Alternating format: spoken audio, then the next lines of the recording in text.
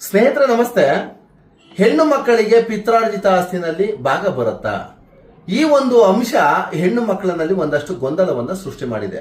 ಕೆಲವೊಂದು ಹೆಣ್ಣು ಮಕ್ಕಳಿಗೆ ಏನಾಗ್ಬಿಡುತ್ತೆ ಅಂದ್ರೆ, ನಮ್ಮ ತಾತದ ಮನೆ ಆಸ್ತಿ ಇದೆ, ಅಲ್ಲ ನಮ್ಮ ಅಜ್ಜಿ ಮನೆ ಆಸ್ತಿ ಇದೆ, ಆ ಆಸ್ತಿಗಳಲ್ಲಿ ನಮಗೆ ಭಾಗ ಬರುತ್ತಾ ಅನ್ನೋದು ಒಂದಷ್ಟು ಹೆಣ್ಣು ಮಕ್ಕಳಿಗೆ ಗೊಂದಲ. ಇನ್ನಷ್ಟು ಹೆಣ್ಣು ಮಕ್ಕಳು ಏನ್ ಅನ್ಕೋಬಿಟ್ಟಿದ್ದಾರೆ, ಹೆಣ್ಣು ಮಕ್ಕಳಿಗೆ ಆಸ್ತಿನಲ್ಲಿ ಏನು ಬರಲ್ಲ, ನಾವು ಪಾಲ್ ಕೇಳೋದಕ್ಕೆ ಬರಲ್ಲ, ಅಕಸ್ಮಾತ್ ನಮ್ಮ ಅಣ್ಣ ಕೊಡಲ್ಲ, ನಮ್ಮ ಸೋದರ ಮಾವದಿರು ಒಪ್ಪಲ್ಲ, ಈ ತರ ಅನುಮಾನಾಸ್ಪದ ಅಂಶಗಳು ಮನಸ್ಸಲ್ಲಿ ಇದ್ದಾಗ ಏನಾಗುತ್ತೆ, ನಿಮ್ಗೆ ಈ ಕಾನೂನಾತ್ಮಕ ಒಂದು ವಿಚಾರ ನಿಮ್ಗೆ ಗೊತ್ತಿರಬೇಕು ಸ್ನೇಹಿತರೆ. ಇಡೀ ಕರ್ನಾಟಕ ಈ ಹೆಣ್ಣು ಮಕ್ಕಳು ಈ ಒಂದು ವಿಡಿಯೋನ ನೋಡ್ಲೇಬೇಕು. ಆಮೇಲೆ ಹೆಣ್ಣು ಮಕ್ಕಳಿಗೆ ಪಿತ್ರಾರ್ಜಿತ ಆಸ್ತಿಗಳಲ್ಲಿ ಸ್ವತ್ತು ನಿಮ್ಗೆ ಭಾಗ ಬರುತ್ತಾ ಇಲ್ವಾ ಅನ್ನೋದನ್ನ ನಾನಿವತ್ತು ಸಂಪೂರ್ಣವಾಗಿ ಹೇಳ್ಕೊಡ್ತೀನಿ. ನೋಡಿ ಸ್ನೇಹಿತರೆ, ನೋಡಿ ನಮ್ಮ ಎಂಟೈರ್ ಕರ್ನಾಟಕ ಎಲ್ಲಿ ಬೇಕಾದ್ರೂ ಆಗಿರ್ಬೋದು. ನೋಡಿ ಈಗ ಇಲ್ಲಿ ತಿಮ್ಮಣ್ಣ ಮತ್ತೆ ಜಯಮ್ಮ ಅಂತ ಒಬ್ರು ತಾತ ಇದ್ದಾರೆ. ಅವ್ರು ಏನ್ ಮಾಡ್ತಾರೆ, ಒಂದು 6 ಎಕರೆ ಜಮೀನನ್ನ ಕೊಂಡ್ಕೊಳ್ತಾರೆ. ಅಂದ್ರೆ ಏನಾಗುತ್ತೆ, ಒಂದು 1959 1950-60ನೇ ಇಸ್ವಿನಲ್ಲಿ ಏನಾಗುತ್ತೆ, ಎಲ್ಲ ನಮ್ಮ ಪಿತ್ರಾರ್ಜಿತ ಆತು, ಯಾರೇ ಪಿತ್ರಾರ್ಜಿತ ಆದ್ರೂ ನಮ್ಮ ತಾತಂದಿರು ಆ ಇಸ್ವಿನಲ್ಲಿ ಬದುಕಿರ್ತಾರೆ. ಅವ್ರು ಏನ್ ಮಾಡ್ತಾರೆ, ಒಂದು 6 ಎಕರೆ ಜಮೀನನ್ನ ಕೊಂಡ್ಕೊಳ್ತಾರೆ. ಕೊಂಡ್ಕೊಂಡಕ್ಕೆ ಏನಾಗುತ್ತೆ, ಅವರ ಸ್ವಯಾರ್ಜಿತ ಸ್ವತ್ತು ಅವರು ಕೊಂಡ್ಕೊಳ್ತಾರೆ. ಅಂದ್ರೆ ಇದನ್ನ ಯಾರೇ ಒಬ್ಬ ವ್ಯಕ್ತಿಗಳು ಒಂದು ಆಸ್ತಿಗಳನ್ನ ಕೊಂಡುಕೊಂಡಾಗ ಅದು ಸ್ವಯಾರ್ಜಿತ ಸ್ವತ್ತಾಗುತ್ತೆ. ಅಕಸ್ಮಾತ್ ಇವ್ರೇನಾದ್ರೂ ಅವರ ತಂದೆ ಅಥವಾ ತಾತದಿಂದ ಬಂದಂತಹ ಸ್ವತ್ತುಗಳು ಪಿತ್ರಾರ್ಜಿತ ಸ್ವತ್ತಾಗುತ್ತೆ ಸ್ನೇಹಿತರೆ. ಆಮೇಲೆ ಏನಾಗುತ್ತೆ ನೋಡಿ, ಈ ತಿಮ್ಮಣ್ಣ ಮತ್ತೆ ಜಯಮ್ಮ ಒಂದು 6 ಎಕರೆ ಜಮೀನು ತಗೊಂಡ್ರು, ಉಳುಮೆ ಮಾಡ್ಕೊಂಡ್ರು, ಸ್ವಾಧೀನದಲ್ಲಿದ್ದು, ಇವರ ಹೆಸರಿಗೆ RTC ಮತ್ತು MR ಗಳು ದಾಖಲಾಗುತ್ತೆ. ಅಂದ್ರೆ ಖಾತೆ, ನಾವು ಕಾನೂನುಬದ್ಧವಾಗಿ RTC ಅಂತೀವಲ್ಲ, ಅದನ್ನ ಖಾತೆ ಅಂತೀವಿ. ಖಾತೆ ತಿಮ್ಮಣ್ಣರ ಹೆಸರಲ್ಲಿ ಖಾತೆ ಇರುತ್ತೆ. ಇವ್ರು ನೋಡಿ, ಇವ್ರು ಏನಾದ್ರು ಕಾಲವಾಗ್ತಾರೆ. ಇವ್ರಿಗೆ ಏನಾಗ್ತಾರೆ, ರಂಗಣ್ಣ ಮತ್ತೆ ದ್ಯಾವಮ್ಮ ಅನ್ನೋರು ಒಂದು ಗಂಡು ಒಂದು ಹೆಣ್ಣು ಮಗು ಜನಿಸುತ್ತೆ. ಇವ್ರೇನಾದ್ರು ಡೆತ್ ಆದಂತ ಸಂದರ್ಭದಲ್ಲಿ ಈ ರಂಗಣ್ಣ ಮತ್ತು ದ್ಯಾವಮ್ಮಂಗೆ ಅರ್ಧರ್ಧ ಭಾಗಗಳು ಬರಲೇಬೇಕಾಗತ್ತೆ. ಅಂದ್ರೆ ಏನಾಗತ್ತೆ, ಪಿತ್ರಾರ್ಜಿತ ಸ್ವತ್ತುಗಳು ಒಂದು ತಲೆಮಾರು ದಾಟಿದಂತಹ ಆಸ್ತಿಗಳನ್ನ ಏನ್ ಮಾಡ್ತೀವಿ ನಾವು, ಪಿತ್ರಾರ್ಜಿತ ಸ್ವತ್ತುಗಳು ಅಂತ ತಗೊಳ್ಬಿಡ್ತೀವಿ. ಈಗ ನೋಡಿ, ಇದೇನಾಗುತ್ತೆ, ಇವ್ರಿಗೆಲ್ಲ ಪಿತ್ರಾರ್ಜಿತ ಸ್ವತ್ತುಗಳಾಗ್ಬಿಡ್ತದೆ. ನೋಡಿ, ರಂಗಣ್ಣ ಮತ್ತೆ ದ್ಯಾವಮ್ಮ ಅಂತ ಇರ್ತಾರೆ. ಇವ್ರಿಗೆ ಏನಾಗುತ್ತೆ, ಅಕಸ್ಮಾತ್ ಇವರು ಡೆತ್ ಆದಂತ ಸಂದರ್ಭದಲ್ಲಿ, ಇವರು ಕಾಲವಾದಂತ ಸಂದರ್ಭದಲ್ಲಿ ಈ 6 ಎಕರೆ ಏನಾಗುತ್ತೆ ಅಂದ್ರೆ, ಒಂದು ಗಂಡು ಒಂದು ಹೆಣ್ಣಿರುತ್ತೆ ಅಂತ ತಿಳ್ಕೊಳ್ಳಿ. ಈ ರಂಗಣ್ಣ ಮತ್ತು ದ್ಯಾವಮ್ಮಂಗೆ ಖಂಡಿತವಾಗೂ 3 ಎಕರೆ ಅಂದ್ರೆ ಅರ್ಧ ಭಾಗಾಂಶದ ಸ್ವತ್ತುಗಳು ಕಂಪ್ಲೀಟ್ ಆಗಿ ಬರುತ್ತೆ. ಇವ್ರಿಗೆ ಹೆಣ್ಮಗು, ದ್ಯಾವಮ್ಮ ಹೆಣ್ಮಗು ಒಂದೆಡ್ಕೆನೆ ನಮ್ಮ ಅಣ್ಣ ಕೊಡ್ಲಿಲ್ಲ, ನನ್ನ ತಮ್ಮ ಕೊಡ್ಲಿಲ್ಲ ಅನ್ನೋ ಹೇಳುವಂತ ಅಂಶಗಳು ಕಾನೂನಿನಲ್ಲಿ ಮಾನ್ಯತೆನೆ ಪಡ್ಕೊಳ್ಳೋದಿಲ್ಲ. ಅಕಸ್ಮಾತ್ ಏನಾಗುತ್ತೆ ನೋಡಿ, ಈ ರಂಗಣ್ಣ ಏನ್ ಮಾಡ್ತಾರೆ, ದ್ಯಾವಮ್ಮಂಗೆ ತಂಗಿನೋ ಅಕ್ಕನೋ ಏನೋ ಒಂದಾಗ್ಬೋದು, ಏನಾರು ಒಂದಿರ್ಬೋದು. ಈ ಸಮಾಜದಲ್ಲಿ ನಿಮ್ಮಲ್ಲಿ ಒಂದ್ 4 ಜನ ಹೆಣ್ಮಕ್ಳು ಇರ್ತಾರೆ, ಒಂದ್ 4 ಜನ ಗಂಡ್ ಮಕ್ಳು ಇರ್ತಾರೆ. ನಮ್ಮ ಹಳ್ಳಿಗಾಡುಗಳಲ್ಲಿ ಏನಾಗುತ್ತೆ ಅಂದ್ರೆ, ಒಂದು ಮನೆಯಲ್ಲಿ ಒಂದ್ 4 ಜನ ಹೆಣ್ಮಕ್ಳು, ಇನ್ನೊಂದು 2 ಜನ ಹೆಣ್ಮಕ್ಳು ಆತರ ಇರ್ತಾರೆ. ಈ 4 ಜನ ಗಂಡು ಮಕ್ಳು ಏನ್ ಮಾಡ್ತಾರೆ, ಆಸ್ತಿಗಳನ್ನ ಹಂಚ್ಕೊಬಿಡ್ತಾರೆ. ಹೆಣ್ಣು ಮಕ್ಳಿಗೆ ಆಸ್ತಿನೇ ಕೊಡಲ್ಲ. ಇದು ಕಾನೂನಿನಲ್ಲಿ ಮಾನ್ಯತೆಯನ್ನ ಪಡ್ಕೊಳ್ಳೋದಿಲ್ಲ ಸ್ನೇಹಿತರೆ. ಈಗ ಏನಾಗುತ್ತಂದ್ರೆ, ಈ ರಂಗಣ್ಣ ಮತ್ತೆ ದ್ಯಾವಮ್ಮ ಇದಾರಲ್ಲ, ಈ ಮದುವೆ ಆದಂತ ಸಂದರ್ಭದಲ್ಲಿ ಏನ್ ಮಾಡ್ತಾರೆ, ಇವ್ರಿಗೆ ಒಂದು ಮನೆ ಕೊಟ್ಟಿರ್ಬೋದು, ಅಥವಾ ಒಂದು 100 ಗ್ರಾಮ್ ಚಿನ್ನ ಕೊಟ್ಟಿರ್ಬೋದು, ಕೊಡ್ದಲೇನೂ ಇರ್ಬೋದು. ಇವ್ರಿಗೆ ಏನಾದ್ರು ಕೊಟ್ಟೇನಾದ್ರು ಇವ್ರ ಹೆಸರಿಗೆ ಏನಾದ್ರು ರಿಲೀಸ್ ಡೀಡ್ ಏನಾದ್ರು ಮಾಡಿಸ್ಕೊಬಿಟ್ಟ ಅಂದ್ರೆ, ಹಕ್ಕುಚ್ಯುತಿ ಪತ್ರ ಅಂತ ನಾವೇಂತೀವಿ, ಅಂದ್ರೆ ಹಕ್ಕುಗಳನ್ನ ಕಳ್ಕೊಳ್ಳುವಂಥದ್ದು. ಇವ್ರೇನಾದ್ರು ರಿಲೀಸ್ ಡೀಡ್ ಏನಾದ್ರು ಮಾಡ್ಕೊಟ್ಬಿಟ್ರೆ ನೋಡಿ, ಈ 6 ಎಕರೆ ಬಂದು ಇವ್ರ ಹೆಸರು ಕೂತ್ಕೊಬಿಡುತ್ತೆ. ಪೌತಿ ಖಾತೆ ಮೂಲಕ ಇವ್ರಿಗೆ ಬಂದು ಇವ್ರು ಕೂತ್ಕೊಳ್ಳುತ್ತೆ. ಈಗ ನೋಡಿ, ಈ ರಂಗಣ್ಣ ಮತ್ತೆ ದ್ಯಾವಮ್ಮ ಇವ್ರೇನಾದ್ರು ರಿಲೀಸ್ ಡೀಡ್ ಅನ್ನ ಮಾಡ್ಕೊಟ್ಬಿಟ್ರೆ ಇವರ ಹಕ್ಕುಗಳೆಲ್ಲವೂ ಸಹ ಇವ್ರಿಗೆ ಹೊಟ್ಟೋಗುತ್ತೆ. ಆಮೇಲೆ ಇವ್ರೇನಾದ್ರು ಮಾಡ್ಕೊಡ್ಲಿಲ್ಲ ಅಂದ್ರೆ ನೋಡಿ, ಇವರಿಬ್ರು ಮಕ್ಕಳಿಗೂ, ದ್ಯಾವಮ್ಮಂಗೆ ಒಂದು ಸಿದ್ದಣ್ಣ ಗಂಗಮ್ಮ ಅಂತ ಒಂದಿಬ್ರು ಮಕ್ಳು ಇರ್ತಾರೆ ಅಂತ ತಿಳ್ಕೊಳ್ಳಿ. ಈ ತಿಮ್ಮಣ್ಣನ ಆಸ್ತಿ ಇವ್ರಿಗೂ ಬಂದ್ಬಿಡುತ್ತೆ ಭಾಗ. ಆಮೇಲೆ ನೋಡಿ, ಈ ಗಂಗಣ್ಣ ಇದು ಪಿತ್ರಾರ್ಜಿತ ಸ್ವತ್ತುಗಳು. ನೋಡಿ, ಇವರ ತಂದೆ ಸ್ವತ್ತಲ್ಲೇ ಇದು, ತಾತನ ಸ್ವತ್ತಾಗಿರೋದ್ರಿಂದ ಈ ಹೆಣ್ಣು ಮಕ್ಕಳು ಮತ್ತು ಗಂಡು ಮಕ್ಕಳು ನೋಡಿ, ಇವ್ರಿಗೊಂದು 5 ಜನ ಮಕ್ಳು ಇರ್ತಾರೆ, ಇವ್ರಿಗೊಂದು 2 ಜನ ಮಕ್ಳು ಇರ್ತಾರೆ.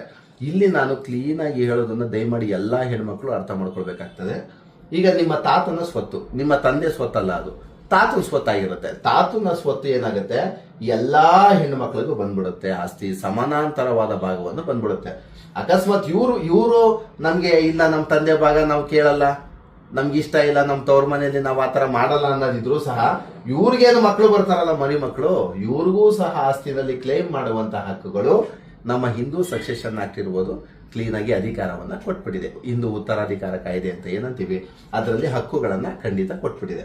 ಇಲ್ಲಿ ನೋಡಿ, ಇವ್ರೇನ್ ಮಾಡ್ತಾರೆ, ಯಾವ ರೀತಿ ಭಾಗ ಆಗುತ್ತೆ ಸರ್, ನನಗೆ ಒಂದು 5 ಎಕರೆ ಜಾಗ ಇದೆ, 2 ಕುಂಟೆ ಕೊಡ್ತೀನಿ ಅಂತ ನಮ್ಮ ಅಣ್ಣ ಹೇಳ್ತಾರೆ, ಅಥವಾ ನನ್ನ ತಮ್ಮ ಹೇಳ್ತಾನೆ. ತವ್ರ ಮನೆಗೆ ಹೋದ್ರೆ ಸೇರ್ಸೋದೇ ಇಲ್ಲ, ಆಸ್ತಿಗೋಸ್ಕರ ಹೋದ್ರೆ ಸಾಕು ಜಗಳ ಮಾಡ್ತಾರೆ.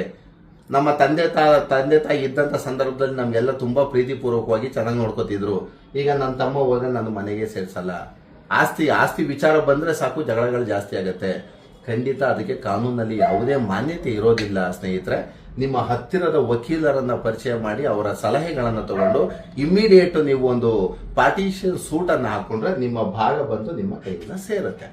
ನೋಡಿ, ಈ ರಂಗಣ್ಣ ಮತ್ತು ದ್ಯಾಮಮ್ಮ ಅಂತಿರ್ತಾರೆ. ಈ ರಂಗಣ್ಣ ಒಂದು 5 ಜನ ಮಕ್ಳು ಇರ್ತಾರೆ ಅಂತ ತಿಳ್ಕೊಳ್ಳಿ. ಒಂದು 4 ಜನ ಹೆಣ್ಮಕ್ಳು, ಒಂದು ಗಂಡು ಮಕ್ಳು ಇರುತ್ತೆ ಅಂತ ತಿಳ್ಕೊಳ್ಳಿ. ಅಕಸ್ಮಾತ್ ಇಲ್ಲೇನಾದ್ರು ರಂಗಣ್ಣ ಏನಾದ್ರು ಡೆತ್ ಆದಂತ ಸಂದರ್ಭದಲ್ಲಿ ಇದು ಪೌತಿ ಖಾತೆಯಾಗಿ ಶಾಂತಮ್ಮನ ಹೆಸರಲ್ಲಿ ಬಂದು ಕೂತ್ಕೊಳ್ಳುತ್ತೆ. ಈ RTC ಏನು 6 ಎಕರೆ ಬಂದು ಈ ಶಾಂತಮ್ಮನ ಹೆಸರು ಕೂತ್ಕೊಳ್ಳುತ್ತೆ. ಶಾಂತಮ್ಮಗೆ ಒಂದು 4 ಜನ ಹೆಣ್ಣು ಮಕ್ಳು, ಒಂದು ಗಂಡು ಮಗು ಇರುತ್ತೆ.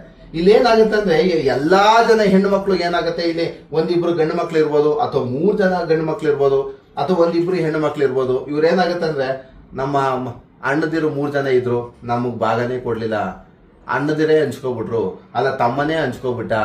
ನೋಡಿ, ಕಾನೂನಲ್ಲಿ ಇದಕ್ಕೆ ಮಾನ್ಯತೆ ಇರೋದಿಲ್ಲ. ಈ ಒಂದು 4-5 ಜನ ಮಕ್ಳಿದ್ದಂತ ಸಂದರ್ಭದಲ್ಲಿ ಇವರೊಬ್ರು 1, 2, 3, 4, 5, 6 1:6 ಸ್ನೇಹಿತರೆ. ಕಾನೂನಾತ್ಮಕವಾಗಿ ನಾನು ನಿಮ್ಗೆ ಒಂದು ಹೇಳ್ತಾ ಇದ್ದೀನಿ ಕೇಳಿ. ಇದು ಎಲ್ಲರಿಗೂ ಸಹ ಅನ್ವಯ. ಅಕಸ್ಮಾತ್ ನಮ್ಗೆ ಯಾವುದೋ ಒಂದು ಕ್ಯಾಸ್ಟ್ ಅಲ್ಲಿ ಬದಲಾವಣೆ ಆಗಿದೆ, ಅಥವಾ ನಾವು ನಮ್ಮ ಅಣ್ಣ ಏನ್ ಮಾಡಿದ್ರು ತುಂಬಾ ಶ್ರೀಮಂತ ಇದ್ದಾನೆ, ನಾನು ಕೊಡ್ತಾ ಇಲ್ಲ, ಇವನೇನ್ ಮಾಡಿದ್ದಾನೆ ಇದ್ರಲ್ಲಿ ಯಾರು ಒಬ್ರು ತುಂಬಾ ಶ್ರೀಮಂತರಿದ್ದಾರೆ, ಅವ್ನಿಗೆ ಯಾಕೆ ಆಸ್ತಿ ಕೊಡ್ಬೇಕು ನಾನು? ಈ 4 ಜನ ಹೆಣ್ಮಕ್ಳು ಇವ್ರು ಯಾರೋ ಒಬ್ರು ಗೌರ್ಮೆಂಟ್ ಕೆಲಸ ಇರ್ತಾರೆ, ಇವ್ರು ಯಾರೋ ಒಬ್ರು ಸ್ವಲ್ಪ ಪೂರ ಯಾವ್ದೋ ಒಂದು ಹಳ್ಳಿಗಳಲ್ಲಿ ವ್ಯವಸಾಯ ಮಾಡ್ಕೊಂಡಿರ್ತಾರೆ, ಇವ್ರು ಯಾರೋ ಪೀಣ್ಯದಲ್ಲಿ ಇಲ್ಲ ರಾಜಾಜಿನಗರದಲ್ಲಿ ಯಾವ್ದೋ ಕೂಲಿ ಕೆಲಸ ಮಾಡ್ಕೊಂಡಿರ್ತಾರೆ, ಇವ್ರು ಯಾರೋ ತುಂಬಾ ಇದಾಗಿರ್ತಾರೆ. ಆ ತರ ಹೇಳೋದಕ್ಕೆ ಸಾಧ್ಯ ಇಲ್ಲ. ಈ ಕಾನೂನಲ್ಲಿ ನಮಗೆ ಮಾನ್ಯತೆ ಇರುವಂತದ್ದು ಈ 5 ಜನರಿಗೆ ಸಮಾನವಾದ ಹಕ್ಕನ್ನ ಕಾನೂನು ಕೊಟ್ಟಿದೆ ಸ್ನೇಹಿತರೆ. ಅಕಸ್ಮಾತ್ ನೀವಿಬ್ರು ಇರ್ಬೋದು, 3 ಜನ ಇರ್ಬೋದು. ನೋಡಿ, ಇಲ್ಲಿ ಏನಾಗುತ್ತೆ, ರಂಗಣ್ಣನ ಆಸ್ತಿ ಬಗ್ಗೆ ನಾನು ಮಾತಾಡ್ತಾ ಇದ್ದೀನಿ. ಇಲ್ಲೇನಾದ್ರು ಶಾಂತಮ್ಮನ ಮನೆಯಿಂದ ಆಸ್ತಿ ಬಂದ್ರು ಸಹ ನಿಮ್ಗೆ ಸಮಪಾಲಿದೆ. ಹೆಣ್ಣು ಮಕ್ಕಳಿಗೆ ತಾಯಿ ಕಡೆಯಿಂದ ಬಂದಂತಹ ಆಸ್ತಿಗೂ ಹಕ್ಕಿದೆ, ತಂದೆ ಕಡೆಯಿಂದ ಬಂದಂತಹ ಆಸ್ತಿಗೂ ಹಕ್ಕಿದೆ. ಇದನ್ನ ದಯಮಾಡಿ ಅರ್ಥ ಮಾಡ್ಕೋಬೇಕು. ಇಲ್ಲಿ ಅಕಸ್ಮಾತ್ ಇದೇನಾಗತ್ತೆ, ಅಕಸ್ಮಾತ್ ಶಾಂತಮ್ಮಂದು ಡೆತ್ ಆದ್ರು ಅಂತ ತಿಳ್ಕೊಳ್ಳಿ. ಈ 5 ಜನರಿಗೆ 5 ಸಮಾನಾಂತರವಾಗಿ ಆಸ್ತಿ ಹಕ್ಕು ಬಂದ್ಬಿಡುತ್ತೆ. ಈ 6 ಎಕರೆದಲ್ಲಿ 5 ಜನಕ್ಕೂ ಬರುತ್ತೆ. ಅಕಸ್ಮಾತ್ ಇವ್ರು ಏನ್ ಮಾಡ್ತಾರೆ, ಯಾರೋ ಒಬ್ಬ ಈ ಕೊನೆಯ ಮಗ ಒಬ್ಬ ಗಂಡು ಮಗು ಇರ್ತಾನೆ ಅಂತ ತಿಳ್ಕೊಳ್ಳಿ. ಒಬ್ರು ಅಥವಾ ಇಬ್ರು ಇರ್ತಾರೆ ಗಂಡು ಮಕ್ಳು. 3 ಜನಕ್ಕೂ ಒಂದು 2 ಲಕ್ಷ ಕೊಟ್ಬಿಟ್ಟು ರಿಲೀಸ್ ಡೀಡ್ ಮಾಡಿಸ್ಕೊಬಿಡೋಣ. ಅಕಸ್ಮಾತ್ ಸುಮ್ಮನೆ ಮದುವೆ ಮಾಡಿದೀವಲ್ಲ. ನೋಡಿ, ಹೆಣ್ಣು ಮಕ್ಕಳು ದಯಮಾಡಿ ಅರ್ಥ ಮಾಡ್ಕೊಳ್ಬೇಕು. ಕಾನೂನಲ್ಲಿ ಮದುವೆನ ನೀವು ಹೇಗಾನು ಮಾಡ್ಕೊಡಿ. ಈಗ ಮದುವೆ ಮಾಡುವಂಥದ್ದು ತವರು ಮನೆಯ ಕರ್ತವ್ಯ, ಅದು ಜವಾಬ್ದಾರಿ. ಅದು ಜವಾಬ್ದಾರಿಗೂ ಕಾನೂನಿಗೂ ಸಂಬಂಧ ಇಲ್ಲ ಸ್ನೇಹಿತರೆ. ನೋಡಿ, ನಾವು ಕೆಲವೊಬ್ರು ಏನ್ ಮಾಡ್ತಾರೆ, ಪ್ಯಾಲೇಸ್ ಗ್ರೌಂಡ್ ಅಲ್ಲಿ ಮದುವೆ ಮಾಡ್ತಾರೆ, ಕೆಲವೊಬ್ರು ಚೌಟ್ರಿಗಳಲ್ಲಿ ಮದುವೆ ಮಾಡ್ತಾರೆ, ಕೆಲವೊಬ್ರು ಮನೆ ಮುಂದೆನೆ ಚಪ್ರ ಹಾಕಿ ಮದುವೆ ಮಾಡ್ತಾರೆ. ಮದುವೆ ಅನ್ನೋದು ಆಡಂಬರ ಅಲ್ಲ, ಕಾನೂನಲ್ಲಿ ಅವಕಾಶ ಇಲ್ಲ ಅದಕ್ಕೆ. ನಿಮ್ಮ ಪ್ರೀತಿ, ವಿಶ್ವಾಸ ಮತ್ತು ತಂದೆ ತಾಯಿಗಳ ಜವಾಬ್ದಾರಿ ಅದು. ಮದುವೆ ಮಾಡುವಂಥದ್ದು ಜವಾಬ್ದಾರಿ. ಆಸ್ತಿಗಳನ್ನ ತಗೊಳ್ಳುವಂಥದ್ದು ಹಕ್ಕು, ಸಂವಿಧಾನ ಕೊಟ್ಟಿರುವಂತ ಒಂದು ಹಕ್ಕು. ಆಸ್ತಿಯ ಹಕ್ಕನ್ನ ಉಲ್ಲಂಘನೆ ಮಾಡುವಂತ ಹಕ್ಕು ಯಾರಿಗೂ ಇಲ್ಲ.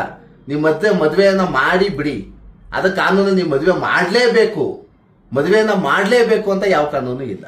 ಬಟ್ ಆಸ್ತಿಯನ್ನ ಕೊಡ್ಲೇಬೇಕು ಅನ್ನೋದಕ್ಕೆ ಹಕ್ಕಿದೆ ಸ್ನೇಹಿತರೆ. ಇದು ಕಾನೂನು ಹೇಳುವಂತ ಹಕ್ಕಿದು. ಹಂಗಾಗಿ ಇವ್ರು ಏನ್ ಮಾಡ್ತಾರೆ, ಕೆಲವೊಬ್ರು ಏನ್ ಮಾಡ್ತಾರೆ, ನೋಡಮ್ಮ ನಿನ್ನ ಆಸ್ತಿ ಕೇಳಬೇಕು ಅಂದ್ರೆ ನಮ್ಮ ಮನೆಗೆ ಬರಲೇಬೇಡ, ನನ್ನ ಆಸ್ತಿನ ನಿನ್ಗೆ 1 ಅಡಿನೂ ಕೊಡಲ್ಲ, 1 ಸೈಟು ಕೊಡಲ್ಲ, 1 ಎಕರೆ ಜಾಗನೂ ಕೊಡಲ್ಲ. ಕೊನೆಯದಾಗ ಮಾತಾಡ್ತಾ ಏನಾಗುತ್ತೆ, ನೀನು ಹೈಕೋರ್ಟ್ಗೆ ಹೋಗ್ತೀಯ, ಸುಪ್ರೀಂ ಕೋರ್ಟ್ಗೆ ಹೋಗ್ತೀಯ, ಹೋಗ್ಬೇಕಾರೆ ನಾನು ನಿಂಗೆ 1 ಅಡಿನೂ ಕೊಡಲ್ಲ ಅಂತ ಈ ಸೋದರ ಮಾವದಿರಾಗಿರ್ಬೋದು, ಅಥವಾ ಈ ತಮ್ಮದಿರಾಗಿರ್ಬೋದು, ಇಲ್ಲ ಒಬ್ಬ ದೊಡ್ಡಣ್ಣ ಯಾರೋ ಒಬ್ಬ ಅಫಿಷಿಯಲ್ ಇರ್ತಾರೆ, ಇಲ್ಲಿ ಯಾವನೋ ಒಬ್ಬ ಸ್ವಲ್ಪ ಲೋಕಲ್ಸ್ ಅಲ್ಲಿ ಗುರುತಿಸ್ಕೊಂಡಿರ್ತಾರೆ. ಅವ್ರು ಏನ್ ಮಾಡ್ತಾರೆ, ನೀನ್ ಏನಾರು ಮಾಡ್ಕೊಂಡು ನನ್ನ ಆಸ್ತಿನಲ್ಲಿ ಭಾಗ ಕೊಡಲ್ಲ ಅಂತ ಹೇಳ್ತಾರೆ. ಆ ತರ ಏನಾದ್ರು ಬಂದಂತ ಸಂದರ್ಭದಲ್ಲಿ ನೀವು ಖಂಡಿತ ಏನು ಒಂದು 5 ಜನ, ಈ ರಮ್ಯಾ, ರಾಮ, ಅನನ್ಯ, ಲಕ್ಷ್ಮಿ, ಇದೇನು ಒಂದು 4 ಜನ ಯಾರೋ ಒಬ್ರು ಅಂತ ಹೇಳ್ತೀವಲ್ಲ, ಈ ಎಲ್ಲರಿಗೂ ಸಹ ನೀವು ನಿಮ್ಮ ಹತ್ತಿರದ ವಕೀಲರನ್ನ ಸಂಪರ್ಕ ಮಾಡ್ಬಿಟ್ಟು ನಿಮ್ಮ ಹತ್ತಿರದ ತಾಲೂಕು ಕೋರ್ಟ್ಗಳಲ್ಲಿ ಒಂದು ಸೂಟನ್ನ ಫೈಲ್ ಮಾಡಿದ್ರೆ, ಭಾಗ ಬರಬೇಕು ಅಂತ ಪಾರ್ಟಿಷನ್ ಸೂಟನ್ನ ಕ್ಲೈಮ್ ಮಾಡಿದ್ರೆ ಸ್ನೇಹಿತರೆ, ಖಂಡಿತ ನಿಮ್ಗೆ ಎಲ್ಲೂ ಹೋಗೋದಿಲ್ಲ. ನಿಮ್ಗೆ 5 ಭಾಗವನ್ನಾಗಿ ಪರಿವರ್ತನೆ ಮಾಡಿ ಕೋರ್ಟ್ ನಿಮಗೆ ಖಂಡಿತ ಆರ್ಡರ್ ಮಾಡಿಕೊಡುತ್ತೆ ಸ್ನೇಹಿತರೆ. ಹಾಗಾಗಿ ಹೆಣ್ಣು ಮಕ್ಳು ಇವತ್ತೇನಾಗುತ್ತೆ, ಹೆಣ್ಣು ಮಕ್ಕಳಿಗೆ ಕಾನೂನು ಏನಾಗುತ್ತೆ, ಕೆಲವೊಬ್ರು ಹೇಳ್ತಾರೆ ನಮ್ಗೆ ಹೆಣ್ಣು ಮಕ್ಕಳಿಗೆ ಏನು ಅಧಿಕಾರನೇ ಇಲ್ವಾ, ನಮ್ಗೇನು ಹಕ್ಕೆ ಕೊಟ್ಟಿಲ್ವಾ, ನಾವು ಕಷ್ಟಪಟ್ಟು ದುಡ್ದಿದ್ದೀವಿ, ನಾವು ಕೆಲಸಗಳನ್ನ ತಗೊಂಡಿದ್ದೀವಿ. ಎಷ್ಟೋ ಜನ ಏನ್ ಮಾಡ್ತಾರೆ ಅಂದ್ರೆ, ಹೆಣ್ಮಕ್ಳು ಕೆಲ್ಸಕ್ಕೆ ಹೋಗ್ತಾ ಇರ್ತಾರೆ, ಕೆಲಸ ಮಾಡಿ ದುಡಿತಾರೆ, ಅವ್ರು ಒಡವೆ ಬೇಕಾದ್ರೆ ಅವರೇ ಸಂಪಾದನೆ ಮಾಡ್ಕೋತಾರೆ, ಹಾಕೋತಾರೆ, ಮದುವೆಗಳನ್ನ ಮಾಡ್ತಾರೆ. ಆ ಸಂದರ್ಭಗಳಲ್ಲಿ ಏನ್ ಮಾಡ್ತಾರೆ, ನಾನು ನಮ್ಮ ಅಪ್ಪ ಅಮ್ಮನ ಮದುವೆಗೆ ದುಡ್ದಿದ್ದೀವಿ, ಯಾಕೆ ಕೊಡಲ್ಲ? ಅವ್ರು ಸಂಪಾದನೆ ಮಾಡಿದೀವಿ ನಾವು ಕೇಳಲ್ವಲ್ಲ, ನಮ್ಮ ತಾತ ಸಂಪಾದನೆ ಮಾಡಿದ್ ನಾವು ಕೇಳ್ತಾ ಇದೀವಿ. ನೀವು ಸಂಪಾದನೆ ಮಾಡಿದ್ದಾರೆ, ನೀವೇ ಮಾಡಿಕೊಳ್ಳಿ. ನಮ್ಮ ತಾತ ಸಂಪಾದನೆ ಮಾಡಿದ ಕಾನೂನು ಹೇಳಿದೆ, ಹಿಂದೂ ಉತ್ತರಾಧಿಕಾರ ಕಾಯ್ದೆ ಕ್ಲೀನಾಗಿ ಅಧಿಕಾರ ಕೊಟ್ಬಿಟ್ಟಿದೆ, ಹಕ್ಕುಗಳನ್ನ ಕೊಟ್ಬಿಟ್ಟಿದೆ, ನನಗೆ ಯಾಕೆ ಇವ್ರು ಕೊಡಲ್ಲ ಅನ್ನೋದು ಆ ಮನಸ್ಸಲ್ಲಿ ಏನಾಗುತ್ತೆ, ಗೊಂದಲಗಳು ಸೃಷ್ಟಿಯಾಗ್ಬಿಡುತ್ತೆ. ಹಾಗಾಗಿ ಏನಾಗುತ್ತೆ, ನೀವು ಹೆಣ್ಣು ಮಕ್ಕಳು ಬೇರೆ ಯಾವುದು ಆಯ್ಕೆ ಮಾಡ್ಕೋಬೇಡಿ. ನಿಮ್ಗೆ ಯಾರು ಭಾಗ ಕೊಡೋದಿಲ್ವಾ, ನಿಮ್ಗೆ ಯಾರು ಭಾಗ ಕೊಡಲ್ಲ ಅಂತ ಹೆದರ್ಸ್ತಾರ, ಇಲ್ಲ ನಿಮ್ಗೆ ಏನಾರು ಅದೇ ಒಂದೆರಡು 2 ಲಕ್ಷ ಕೊಟ್ಬಿಡ್ತೀನಿ, 3 ಲಕ್ಷ ಕೊಟ್ಬಿಡ್ತೀನಿ, ಇಲ್ಲ ಆಸ್ತಿಯ ವ್ಯಾಲ್ಯೂಯೇಷನ್ ಏನಾದ್ರು ಜಾಸ್ತಿ ಇದ್ದಂಥ ಸಂದರ್ಭದಲ್ಲಿ ಸುಮ್ಮನೆ ಕರೀತಾರೆ, ಒಂದು ವಂಶವೃಕ್ಷಕ್ಕೆ ಸಿಗ್ನೇಚರ್ ಹಾಕಿಸ್ಕೊಟ್ಬಿಟ್ಟು ಬನ್ನಿ, ಒಂದು ರೇಷನ್ ಕಾರ್ಡ್ಗೆ ಸಿಗ್ನೇಚರ್ ಹಾಕೊಡ್ಬೇಕು ಬನ್ನಿ, ಇಲ್ಲ ಯಾವುದೋ ಒಂದು ಮದುವೆ ಮಾಡ್ತಾ ಇದೀವಿ ಒಂದು ಇನ್ವಿಟೇಷನ್ಗೆ ಸಿಗ್ನೇಚರ್ ಹಾಕೊಡಿ ಬನ್ನಿ ಅಂತ ಕರೆಸ್ತಾರೆ ಹೆಣ್ಮಕ್ಳನ್ನ. ಸೀದಾ ಕರ್ಕೊಂಡೋಗಿ ತಮ್ಮಂದು ಮನೆ ರಿಜಿಸ್ಟರ್ ಆಗ್ತಾ ಇದೆ ಬನ್ನಿ ರಿಜಿಸ್ಟರ್ ಮಾಡಿ ಅಂದ್ಬಿಟ್ಟು ರಿಲೀಸ್ ಡೀಡ್ ಅನ್ನ ಮಾಡಿಸ್ಕೊಬಿಡ್ತಾರೆ. ಸ್ನೇಹಿತರೆ, ಎಷ್ಟೋ ಜನ ಮನೆಗಳಲ್ಲಿ ಹೆಣ್ಣು ಮಕ್ಕಳಿಗೆ ಅಣ್ಣ ತಮ್ಮಂದಿರು ಮೋಸ ಮಾಡುವಂತ ಪರಿಸ್ಥಿತಿ ಇದಾಗಿದೆ. ಯಾಕಂದ್ರೆ ಇವತ್ತು ಎಲ್ಲರೂ ಸಹ ತಮ್ಮ ಬದುಕ್ಬಿಟ್ರೆ ಹಂಗಾಗ್ಬಿಡುತ್ತೆ, ಹೆಣ್ಮಕ್ಳು ಬದುಕ್ಬಿಟ್ರೆ ಹಂಗಾಗುತ್ತೆ. ಇವತ್ತು ಪ್ರತಿಯೊಬ್ಬರ ಮನಸ್ಥಿತಿ ನಮ್ಮ ಭಾರತ ದೇಶದಲ್ಲಿ, ಕರ್ನಾಟಕ ಅಲ್ಲ ಭಾರತ ದೇಶದಲ್ಲಿ ಗಂಡು ಮಕ್ಕಳ ಮನಸ್ಥಿತಿ ಈ ತರ ಆಗಿದೆ. ಅಕಸ್ಮಾತ್ ರೋಡ್ ಸೈಡ್ ಜಾಗ ಇರುತ್ತೆ, ಅಕಸ್ಮಾತ್ ಯಾರೋ ಒಂದು ಸೈಡ್ ಕೇಳ್ಬಿಡ್ತಾರೆ, ಅಕ್ಕ ಅವ್ನಿಗೇನಾದ್ರು ಸೈಡ್ ಕೊಟ್ಬಿಟ್ರೆ ಇನ್ನೂ 3 ಜನಕ್ಕೆ ಸೈಡ್ ಕೊಡ್ಬೇಕಾಗ್ತದಲ್ಲ, ನಮ್ಗೇನು ಉಳ್ಕೊಳ್ಳಲ್ಲ ಅನ್ನೋ ಮನಸ್ಥಿತಿ ಏನಾಗುತ್ತೆ, ಇದು ಬರುತ್ತೆ. ಈ ನಮ್ಮಲ್ಲೇ ಇಲ್ಲಿ ಯಜ್ಞಳ್ಳಿನಲ್ಲಿ ಆಗಿದೆ.